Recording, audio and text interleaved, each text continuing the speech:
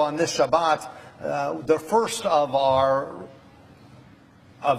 guest rabbis are here for the congregation. To replace Rabbi Rudolph is an impossible task. To replace me as the second rabbi, not so difficult though. And so my friend Rabbi Fabian Werbin is here. It has been a wonderful Shabbat to spend with him and his wife Patricia, his 4 kids, Ari and Catalina and Naomi and David. I hope you've had a chance to get to know them. They'll be here all throughout the weekend.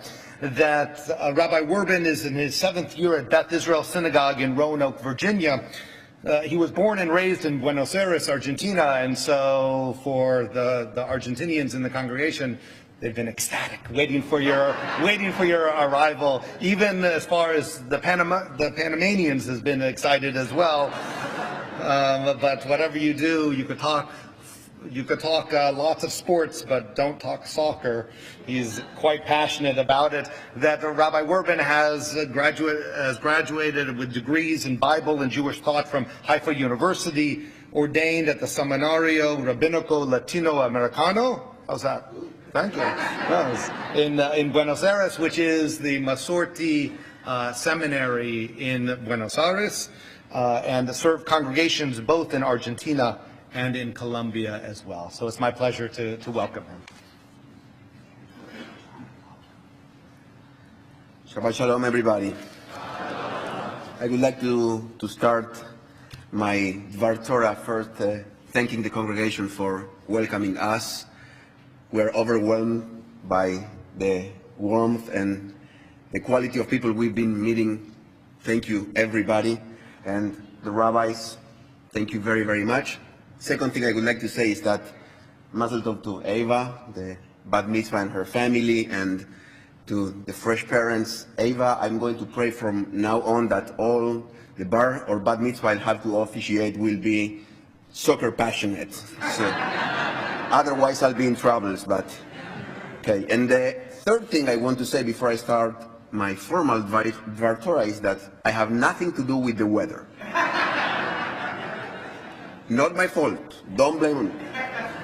So with the permission, with the reshut of the rabbis, Reshut HaRabbanim, I would like to start my sermon telling a little bit about myself and my family. I am 41 years old, born and raised in Brooklyn, New York, as you can hear. Born and raised in Argentina, married to my wonderful wife, Patricia, and as Rabbi Harry said, we have 4 kids. I'm so glad they are quiet. It's the first time they are quiet on Shabbat. And the third one probably is around, the fourth one is in the stroller, and the other 3 are running around. So my wife and I have been married for 15 years, or almost 15 years, and we have a very honest and sincere relationship. My wife is the most honest person I've ever met. In fact, let me share something with you that happened just yesterday when I was preparing to come to Bethel. I was getting ready for Shabbat in the hotel, and after I shaved and took a shower, I was standing in front of the mirror. And I said to my wife, look at me. I'm going to be in front of a new congregation today, and I am old. I have several extra pounds. I am bald. I mean, believe it or not, there's not much under the kippah. And I have a lot of wrinkles. I look terrible. Please tell me something uplifting. I need a compliment. I need to feel better. And she answered me, you know, your eyesight is perfect.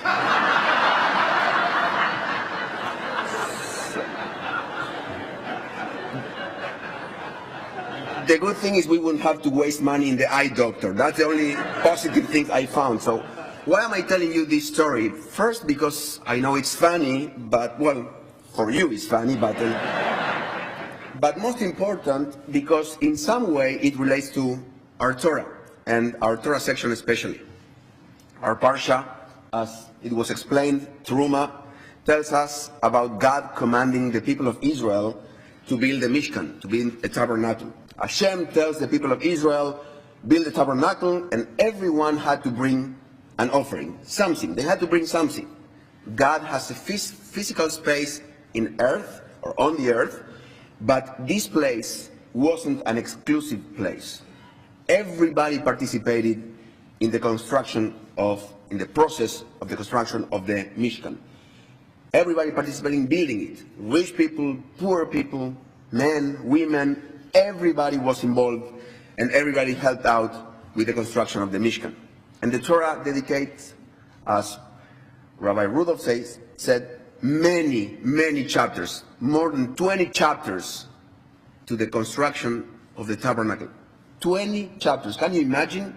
And a couple of chapters to the revelation in Mount Sinai, but 20 chapters, it doesn't make a lot of sense. But, the model, the details, the inauguration, everything takes 20 chapters. And imagine creation only takes 2 chapters. So, Okay, so there's one verse, very interesting verse that we're going to find later in the Torah reading that I would like to share with you. It's very interesting because sometimes we read it and we don't pay attention to that verse. And it says the following, it's later in Exodus, and it says, they made the bronze basin and its bronze stand from the mirrors of the women who served at the entrance of the tent of meeting. The Torah tells us that the contribution of the ladies was their bronze mirrors.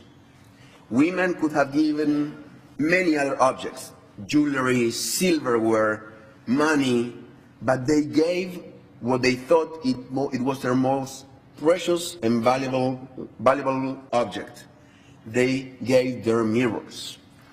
And Rashi, the most popular interpreter of the Torah, says that Moses didn't want to accept the mirrors, didn't want to accept that donations. He didn't want to even think about receiving the mirrors from the women. So Moses thought the mirrors could be a bad thing to receive and to be part of the tabernacle. It's an element that could distract the women and take them to making the wrong decisions. Moses thought the mirrors helped the Yetzer Hara, the bad instinct, so he didn't want to accept. And when God learned that Moses didn't want to accept the mirrors, starts a beautiful dialogue between God and Moses. God said to Moses, please accept the mirrors. It is the best donation women can make, much better than anything else. Moses asked, why so? Why are the mirrors their best donation? So God answered, when the men were forced to do heavy work in Egypt during the slavery, they were exhausted, they were very tired, so they came home and their wives took the mirrors, put on makeup, made sure they looked beautiful, and got ready to receive their husbands. So Moses understood that was the best way to honor Hashem, and he accepted those mirrors. There are many things you can do with mirrors, but mainly you can see yourself. This reminds me of a wonderful story that I would like to share with you this morning. There was a faraway town without mirrors. Nobody in this town had ever seen a mirror in their life. Nobody had ever seen the reflection, their own image in their lives. So one day, one of the businessmen of that town came back from a trip and brought to his wife a present, a mirror as a present. The woman opened the present and began crying, yelling, and complaining to her husband. Why did you bring me a picture of my sister? Is she more beautiful than me? Are you in love with her? A neighbor heard the screams and all the balagan, all the mess that was coming from that house, and asked, what's going on? The woman said, my husband brought a picture of his lover, and he wants to hang the picture here. Please take a look. The neighbor took the mirror and looked at it and said, this is my father's picture. Why is it here? Where did you get it? The people of the town began to hear about this strange picture. So they called the sage of the shtetl to explain what was going on. But the sage couldn't answer the mystery because he looked at the mirror and he saw his teacher's picture. Everyone who put his or her face in front of the mirror saw in it the picture of a relative or a loved one, without knowing that in fact they were looking at their own image. The Torah every day puts us in front of a mirror. We're all the time in front of a mirror, and we are all the time in front of our own image. I imagine that during the year, and at least probably this morning, you've looked at the mirror once, yes? Ava? Yeah. Many, many times we look at the mirror, but I'd like to invite you this Shabbat to look at the mirror honestly and frankly. Whom do we see in the mirror? Do we see the picture of our parents? Are they present in our decisions every time? Who do we see in the mirror? Do we see our teachers? Do we learn every day from them? Who do we see in the mirror? Do we see our kids? Do we teach them to value what they have and to help the needy? Who do we see in the mirror? Do we see ourselves?